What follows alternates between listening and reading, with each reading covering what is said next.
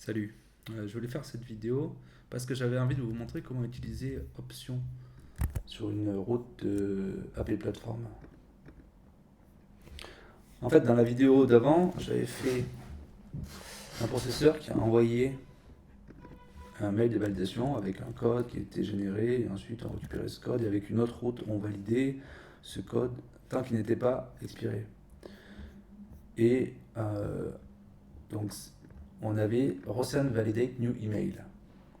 Mais il fallait aussi créer une route pour quand on est connecté la première fois, il faut qu'on valide l'email avec lequel on s'est enregistré sur le site et on a un accès restreint au site. On peut encore modifier cet email, mais si on ne le modifie pas, il faut quand même qu'on envoie, euh, qu'on valide l'email avec lequel on s'est enregistré. Et donc je me suis dit, tiens, je vais refaire un autre processeur. Et après je me suis dit, mais non, il existe les options là.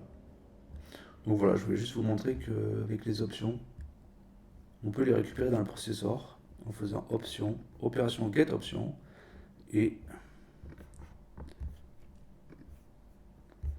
sur la route Rosend Validate New Email, j'avais besoin de récupérer le new email et pas l'email avec lequel je me suis enregistré.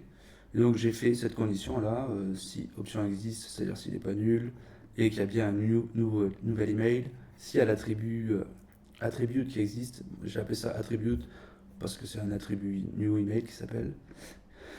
Et donc on rentre dans cette condition, c'est peut-être pas. Ça tombe pile là, alors on voit pas qu'on rentre dans une condition là, mais ça c'est la condition. Donc on écrase l'email get email et comme ça on peut utiliser toujours la même route. Et donc à l'enregistrement, on utilise cet email. Et si une fois qu'on a enregistré et qu'on a besoin de update notre email, on peut utiliser toujours le même processeur avec l'option. Voilà, c'est tout.